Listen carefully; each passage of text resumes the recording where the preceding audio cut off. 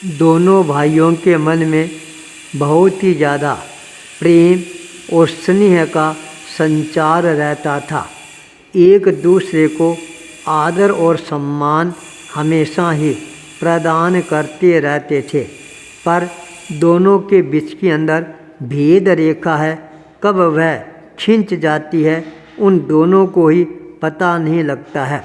एक बार भेद रेखा खींचने के बाद वह पत्थर की रेखा के समान बन जाता है, पर जब समय परिवर्तनशील होता है, परिवर्तन का दौर प्रारंभ हो जाता है, तब वह पत्थर पर खींची गई रेखा है वह भी अपने आप धीरे धीरे मिटनी प्रारंभ हो जाती है। पर उस रेखा को मिटाने के लिए बहुत बड़ा बलिदान करना पड़ता है। अपनत्व की भावनाओं का जागरण करना प्रारंभ करना पड़ता है, तब जाकर आपस का मनोमालिन्य है वह दूर होता है। आज बड़ा भाई थोड़ी सी देरी से अपने घर पर आता है। छोटे भाई ने पूछा, भाई साहब क्या बात है, आज इतनी देरी कैसे हो गई? इतना सा सुनते ही बड़े भाई का पारा है वह गर्म हो जाता है, क्योंकि वह भयंकर गर्मी से भीतर प्रवेश कर रहा था। बाजार के अंदर आपस के अंदर किसी के साथ में कुछ नोक झोंक भी हो गई थी, जिसके कारण उसका पारा चढ़ा हुआ था और वह पारा देखते देखते छोटे भाई पर निकलना प्रारंभ हो जाता है। छोटे भाई को कड़े शब्दों में निर्देश देते हुए कहा, बिना मतलब पंचायती करने की ज़रूरत नहीं है, तुम अपना काम कर, और क्यों बिना मतलब मेरे जीवन के अंदर तुम इस तरह की बातें बोलकर जहर घोल रहा है। छोटे भाई को फटकार देता है और कहता है, देख बड़ों की पंचायत में कभी भी अपने को नहीं पढ़ना चाहिए। ये बात सुनकर छोटे भाई के मन के अंदर भी विद्रोह की भावना जागृत होने प्रारंभ हो जाती है। अरे बड़े भाई को मैं अपना मानता था और बड़ा भाई है वह तो मेरे को पराया मान रहा है। अब साथ में रहने में कोई प्रकार का सार मेरे को नज़र नहीं आ रहा है। छोटी सी बात आपस के अंदर दुराव पैदा करने वाली बन जाती है। महेश तत्काल अपने बड़े भाई सुरेश को कह देता है, भाई साहब आज से हम अब कभी भी साथ साथ नहीं रहेंगे। आप ऊपर रहते हो तो मैं नीचे रहूँगा, आप नीचे रहते हो तो मैं ऊपर रहूँगा। यह बात सुनकर बड़ा भाई कुछ भी नहीं बोलता है। छोटा भाई तत्काल अपनी धर्म पत्नी को लेकर, बच्चों को लेकर ऊपर की मंजिल पर अलग रहने के लिए पहुंच जाता है। अलग चूल्हा चाकी है वह प्रारंभ कर देता है। छोटा भाई अपने मन मर्जी से जो उसको करना है वह करना प्रारंभ कर देता है। बड़ा भाई बिल्कुल मौन धारण कर लेता है। बड़ा भाई प्रातःकाल जल्दी उठकर अपनी ऑफिस के लिए गाड़ी लेकर रवाना हो जाता है। सायंकाल ऑफिस की छुट्टी होते ही जल्दी आकर अपने घर के बाहर अपनी गाड़ी लगाकर आराम से अपने परिवार के साथ में बैठकर बातचीत करना प्रारंभ कर देता है। छोटा भाई है वह थोड़ा आलसी प्रकृति का था, उसको बाजार जाकर केवल दुकान ही खोलनी थी, इसलिए वह देरी से जाता था, अपनी गाड़ी लेकर जाता और रात को भी देरी से आता।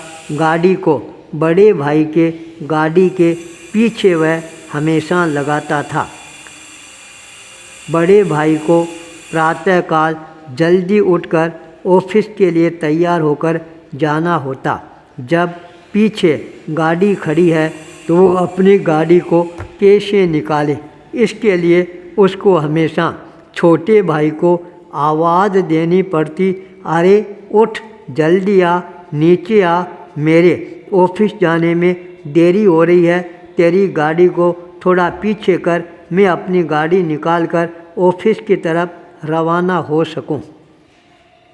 यह बात सुनकर छोटे भाई को गुस्सा आना प्रारंभ हो जाता और कहता, यह तो हमेशा के लिए चिक चिक करने वाली बात हो गई है।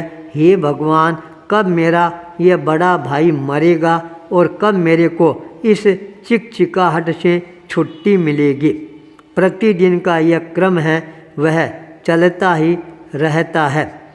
छोटे भाई के बच्चे हैं, वो बहुत ही ज़्यादा नटखट थे, इसलिए ऊपर की मंजिल पर रात के समय ज़ोर ज़ोर से उछल कूद है वो हमेशा करते रहते थे। उस उछल कूद के कारण जो आवाज़ आती, नीचे बड़ा भाई आराम से सो भी नहीं पाता था। अनेकों बार उसको आवाज़ देनी पड़ती, अरे बच्चों को शांत रख, अब इसको आराम से सुला दे, देख ये ज़्यादा उछल कूद कर रही हैं तो हमारी नींद है वह टूट रही है, हमारे को नींद नहीं आ रही है। छोटा भाई ये बात सुनकर मन में खुश हो जाता और अपने बच्चों को और ज़्यादा उकसाना प्रारंभ कर देता, नाचो नाचो और ज़ोर ज़ोर से नाचो, घमाघम करते हुए नाचो। बड़ा भाई कुछ भी नहीं बोलता था, केवल छोटे भाई की हरकतों को देखकर नज़रअंदाज ही कर रहा था। अचानक सामने होली का त्यौहार आ जाता है। गणगौर का त्यौहार भी आने की तैयारी हो जाती है। उस समय गांव के मन चले युवकों ने गोठ के लिए योजना बनानी प्रारंभ की। उसके लिए हर घर से चंदा इकट्ठा करने का मानस बनाया।